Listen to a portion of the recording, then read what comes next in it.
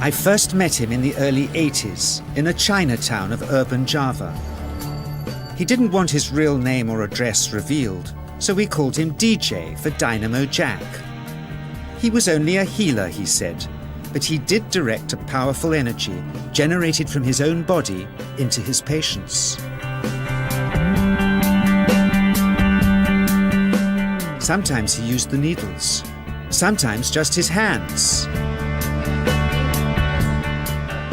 He called the energy Qi, and it was so strong that he usually needed a grounder to hold his patients' feet.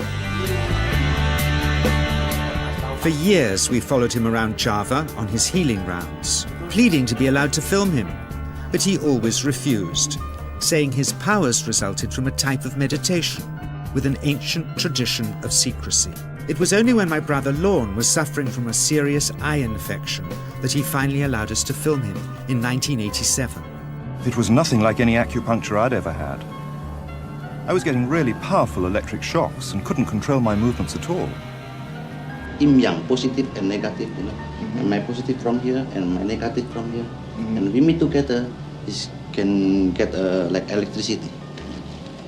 And is this because you're special? You have a special sort of It's meditation every day. It's meditation that does it? Meditation every day. Like you can touch me, like this. It's nothing, okay? It's my burn. It's like this. For our sound recordist, it was also a shocker.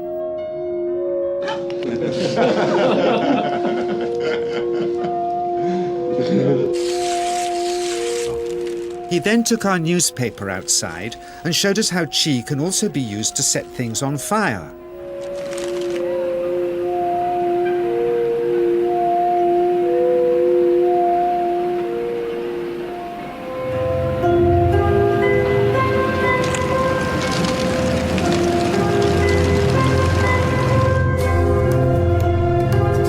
When he heard we'd shown this footage in public, he was very upset and refused all our future efforts to contact him again. As the years passed, we sadly resigned ourselves to never seeing him again. My brother Lorne never did, for by 1997 he was already dead, when I again found myself with DJ, now treating me for an eye problem. But it wasn't this that brought me back. He had tracked me down out of the blue and invited me to tell me a story. He'd just returned from 2 years on a deep meditational journey, alone in the heart of Borneo. Amongst his revelations, he had seen, he said, how history was moving on into great change, and the old wisdom was vanishing.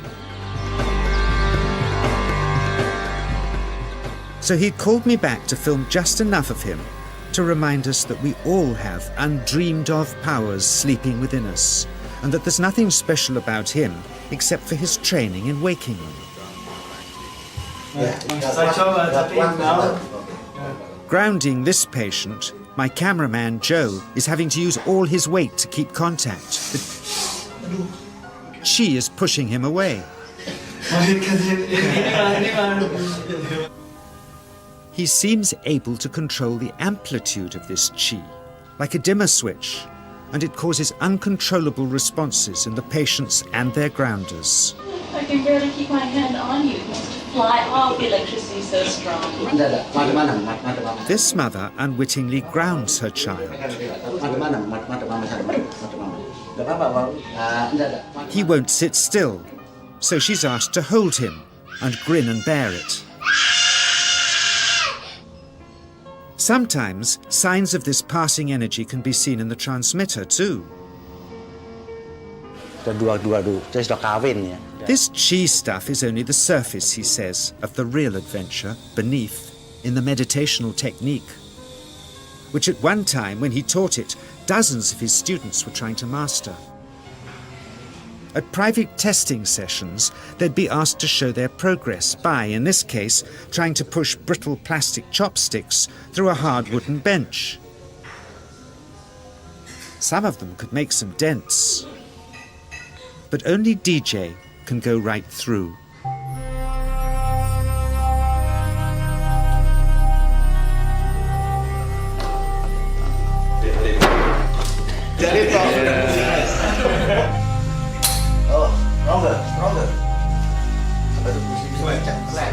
An easier test of projecting qi through the palm of the hand, he says, is by smashing the contents out of an unopened bottle.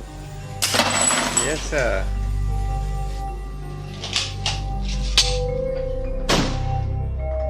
Projecting qi from the palm of the hand can also be used to resist rifle pellets, he says.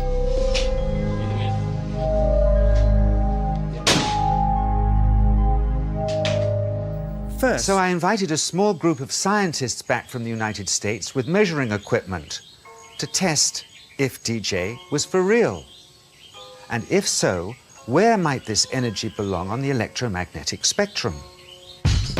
Catherine Cook, CEO of the Mind Science Foundation in Texas. Dr. Roger Nilsson, a Swedish medic and international racing sailor. Dr. Greg Simpson, a physicist from New York's Albert Einstein University. And Andreas Polak, one of DJ's Australian students. The visitors are confident they'll uncover him as a fraud in no time. Greg is the first guinea pig, and he's uncomfortable about showing that he can feel anything at all. Dr. Roger doesn't know what to expect.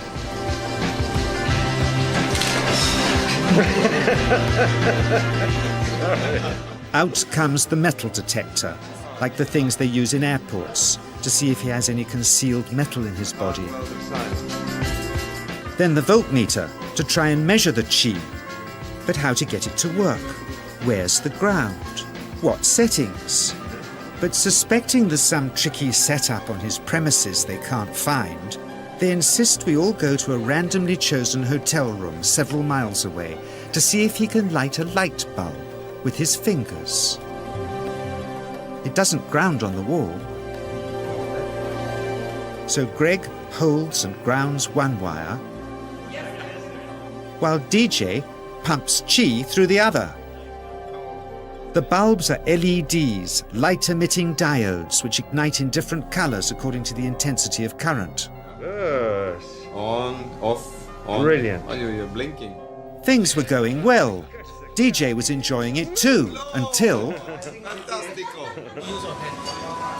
he invited us all out to lunch at his local, where he tried to push a chopstick through the table.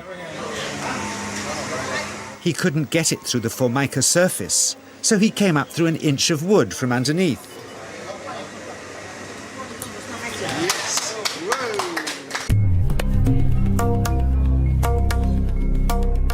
Not only did he draw his own blood, but a chopstick splinter had caught Alison here between the eyes, drawing more. The incident was laughed off apologetically, but next morning he was a different man, drawn and upset. He said he'd been visited all night by his long-dead master, raging that he'd broken the strict taboos of his sect, never to show off in public and never to cause harm or draw blood. He felt deeply chastised. All further testing and filming must end. Never again would he submit to public scrutiny, nor accept any new students. He would sink from sight and continue his healing in obscurity, as he had done since before we met him in the early 80s and had always told us was right. I realized that for science there's nothing conclusive here, nor for me really, who for years has felt this powerful energy flow through me and the patients I grounded for him, and seen what else he can do. Nothing conclusive, except for his healing successes and the wonderfully hard to believe.